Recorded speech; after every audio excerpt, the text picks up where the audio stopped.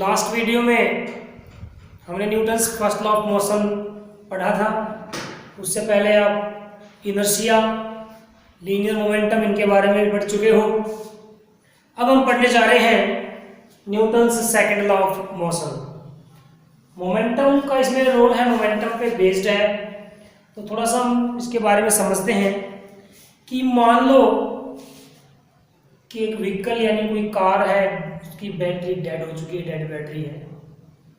हमें उसको पुश करना है स्टार्ट करने के लिए।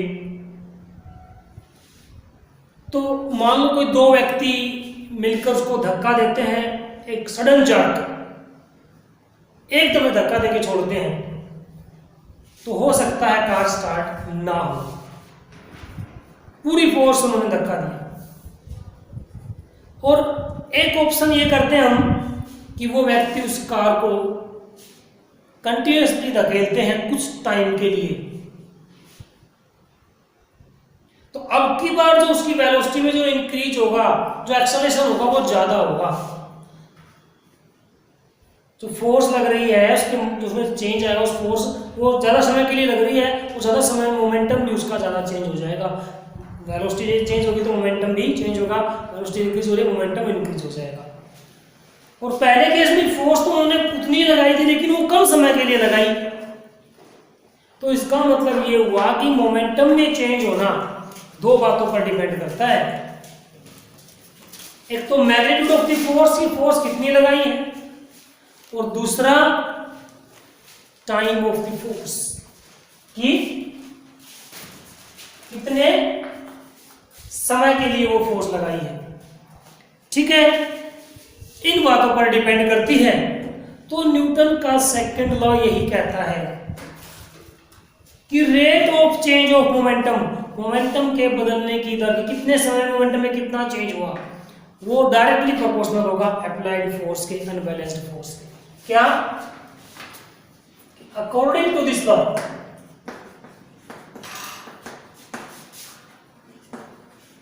Rate of change of linear momentum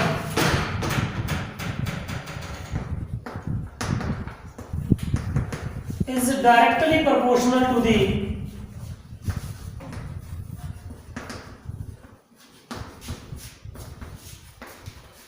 applied unbalanced force in the direction of change, direction of motion कह सकते हैं, डायरेक्शन ऑफ चेंज कहेंगे बल्कि, ठीक है। डायरेक्शन ऑफ एक्सेलरेशन, जिस तरफ एक्सेलरेशन हो रहा है, चेंज हो रहा है, इंक्रीज हो रहा है कि डिक्रीज हो रहा है। तो ये न्यूटन का सेकंड लॉ ऑफ मोशन है। इसको मैथमेटिकली फॉर्म निकालेंगे, इसकी मैथमेटिकल एक्सप्लेनेशन दे रहे हैं हम इसकी, कि हम मान रहे हैं कि let force F is applied on an object of mass m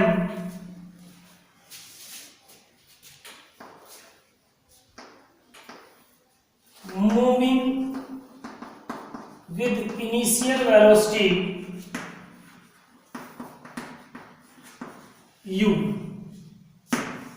ठीक है, F फोर्स लगाई जाती है उसके ऊपर, लेट V भी दी, V क्या मान लेते हैं हम, फाइनल वेलोसिटी। फोर्स लगाने के बाद कितने टाइम में T, time of application of force, कि कितने समय के लिए फोर्स लगी है उसका टाइम है T, V उसकी जो फाइनल वेलोसिटी हो गई, U पहले थी, F फोर्स हो गई। ठीक है, तो उसका इनिशियल मोमेंटम कितना होगा, 100। Initial momentum mu mass into initial velocity, final momentum mass into final velocity, mass into velocity momentum होता है। चेंज इन मोमेंटम कितना होगा, फाइनल माइनस इनिशियल करेंगे हमेशा चेंज को, ठीक है। तो according to second law, according to second law of motion क्या कहा कि rate of change of momentum यानी mv minus mu divided by t, this is the rate, this is the change, time time divide कर दिया तो rate of change proportional to f applied force. अब इसको message लगते हैं और f proportional to mv minus mu अपॉन t, m common v minus u upon t, where v minus u upon t is equal to a, यानी acceleration, rate of change of velocity is the acceleration. और क्या लिख सकते हैं, so it implies f proportional to ma। Proportionality का sign है तो यहाँ पर एक कांस्टेंट दिया जाएगा k। यूनिट्स आर टेकन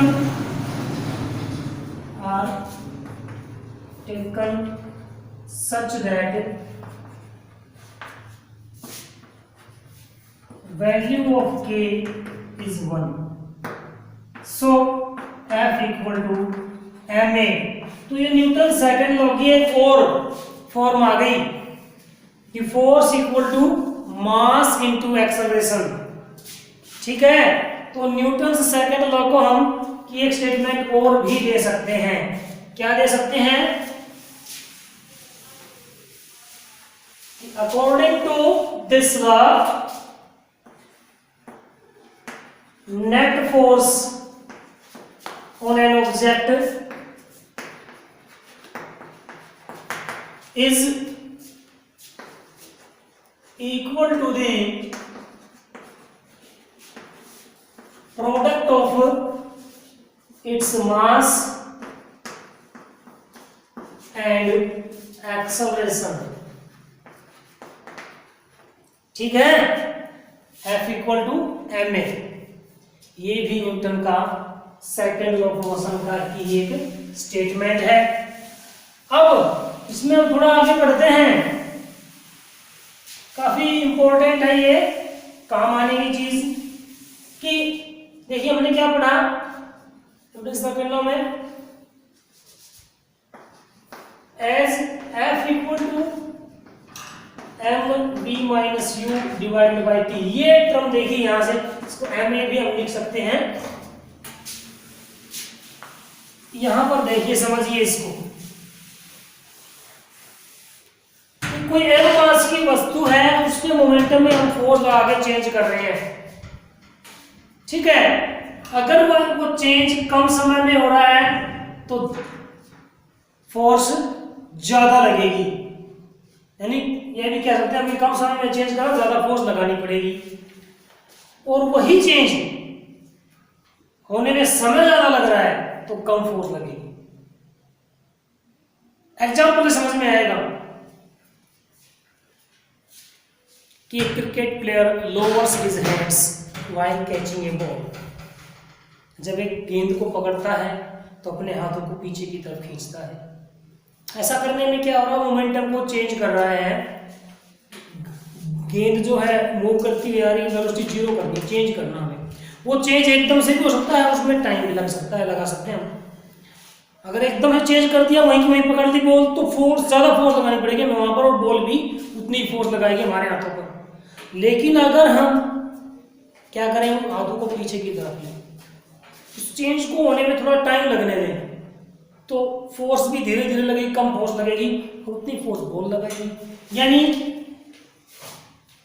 उससे क्या होगा, टाइम बढ़ेगा, और टाइम बढ़ने से फोर्स घट जाएगी, ठीक है। तो हम यहाँ पर क्या कह सकते हैं if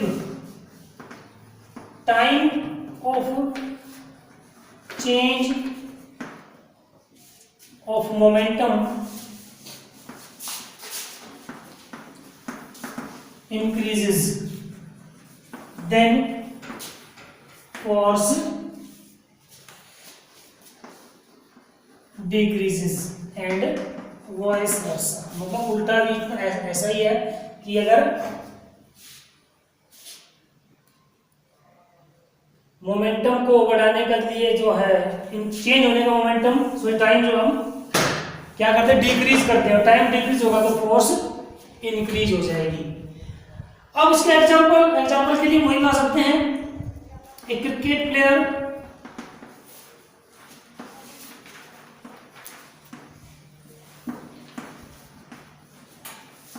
lowers his hands while catching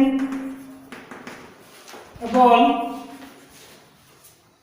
क्या करता वो? Doing this he increases the time due to which force on his hands decreases। ठीक है, ऐसे ही आप एक एग्जांपल दे सकते हो आपकी बुक के अनुसार ही कि during high jump an athlete is allowed to fall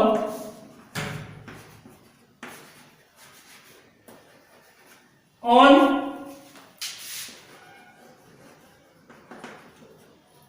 a cushion or a sand bed।